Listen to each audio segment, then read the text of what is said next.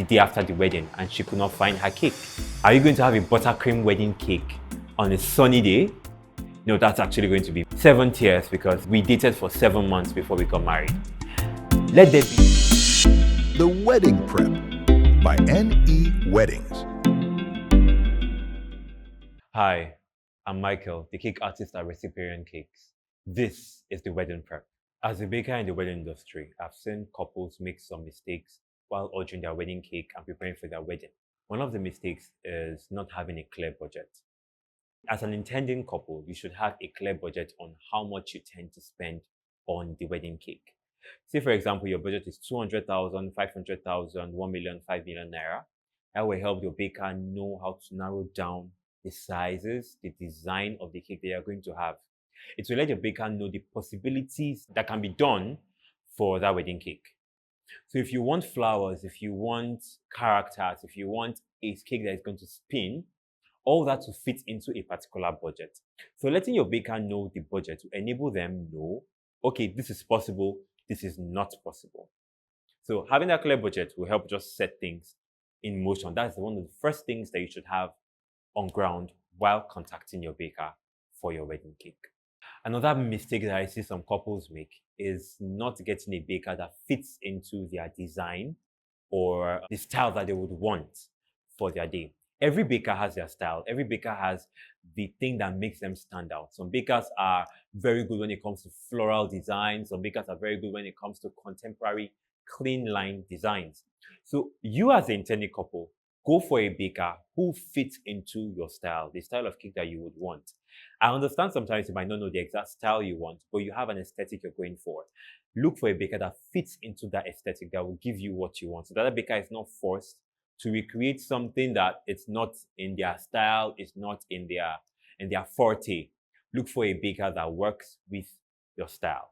Another mistake that I see some couples make is not having clear communication on the design of the cake. Now, the design of the cake is everything.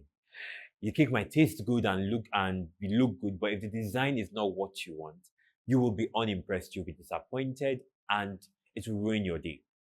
Having that clear communication with your baker as to where you want this flower to be, where you want this color to be, would give the full ambience of the design and make the day very colorful.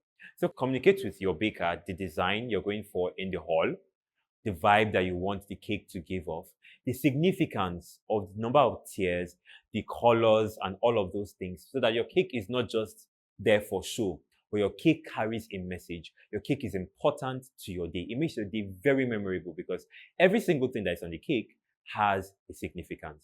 So communicate with your baker. Say, okay, I want to have 7 tiers because we dated for 7 months before we got married. Let there be a correlation with your wedding cake and your story, your love story. Let there be a correlation, and discuss this with your baker. Let your baker know how you guys met, all of that, the reason why you have the colors that you do. So that way the baker will know which colors to put prominently or which colors that will be muted on the cake. That's if you're not going for an all-white cake. Also, why would you want to go for an all-white cake? What's the significance? What do you want? Let your cake have meaning. Let there be clear communication between you and the baker concerning your wedding cake. If you're going to have a middleman facilitate the conversation between you and your baker, ensure that you have a final meeting with the baker, the middleman, and you yourself, the couple, to ensure that everything has been finalized and you're all on the same page, so that there is no miscommunication between what you told the middleman and what the middleman is telling the baker. Ensure that everybody's on the same page and you're okay with what the baker has to offer. Another mistake that most couples make is when it comes to the flavors of the cake. Flavors of the cake. I know you really love that chocolate cake. I know your favorite flavor is red velvet. But some of those flavors, when it comes to wedding cakes, you would have to preserve them. So I'm sure that after the wedding, you will have a lot of brouhaha, there's a lot of movement and all of that. You have to refrigerate your wedding cake if you have flavors that are going to go bad. Now, cakes are food, and if it's kept without being refrigerated, it would go bad. But I'm sure we are all used to the common flavor that we have for cake, which is mixed fruit cake. That one usually has a preservative, alcohol in it.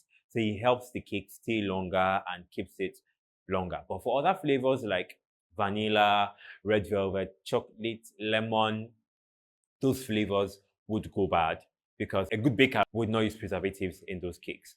So those cakes will go bad if they're not refrigerated. If you're going to have chocolate, red velvet, all those kind of other flavors in your wedding cake, ensure that immediately after the wedding is done, your wedding cake is being refrigerated. That way you can enjoy your cake after the wedding is done. Or else you would open your cake and your cake is bad. So if you're not going to have mixed fruit cake and you're going to have other flavors of cakes, especially if you're going to have fillings in them, other, caramel, raspberry fillings, whatever it is, ensure your cakes are being refrigerated or even frozen. Not having someone responsible for your cake is another mistake that most couples make. You should have someone responsible for your cake.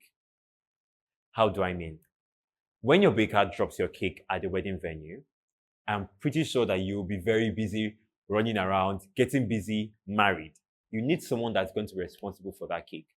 Someone that you can say, where is my wedding cake? And they'll, oh, it's in my house, it's in the couple's house, it's in your husband's house, it's in your wife's house, or in your family house.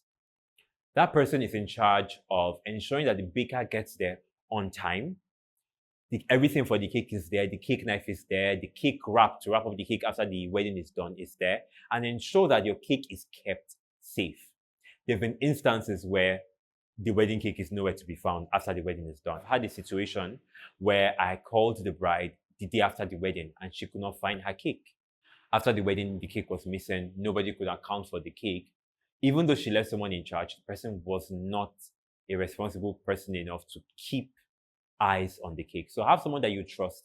It could be your sister, it could be your brother, it could be your friend. Someone that you can trust that will keep your cake safe.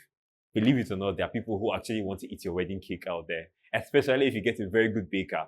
There are people who would want to eat your cake. So please have somebody who is going to be responsible for your cake and keep your cake safe. Another mistake that most couples make is not booking their cakes on time. I know it seems like it's just cake, but it is not just cake.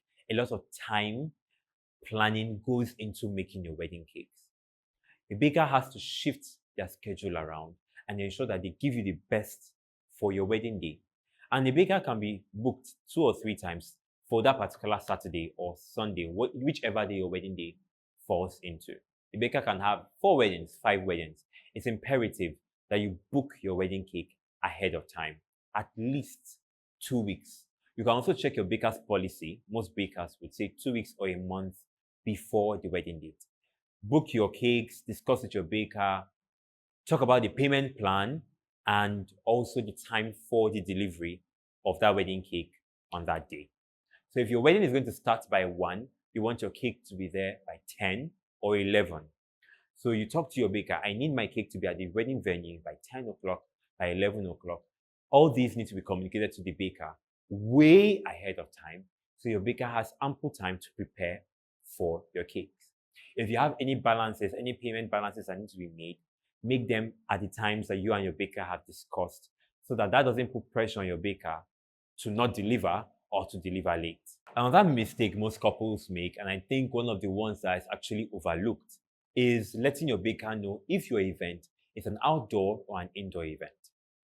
Now, you might want to have a garden-themed celebration, but does your baker know?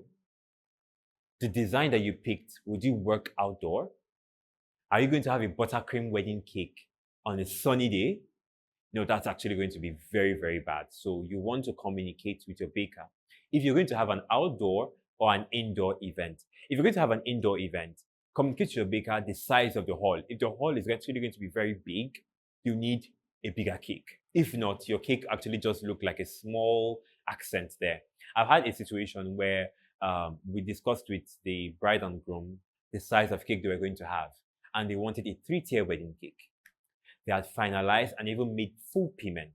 But when we had a meeting with the bride and the groom and other vendors at the wedding hall, we saw that the hall was way too big and the cake had to be elevated. So we had to even add more cake and more dummies to make the cake a 6-tier wedding cake. So communicate to your baker. Let the baker know, oh, this is the venue I'm going to be using. This is how the hall is going to be. This is how the outdoor event is going to be. This is where I think the cake is going to be at. So your baker can decide, make decisions, and also let you know the best plan going forward for your cake.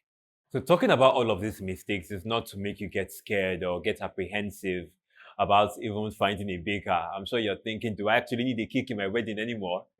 No, you actually do need a cake. These are all just to prepare you for the talking points you're going to need when talking to your baker about your wedding cake. So by the time you've covered all of these, you're good to go.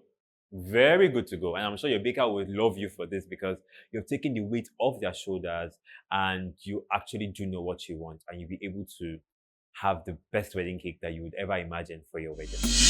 The Wedding Prep by NE Weddings.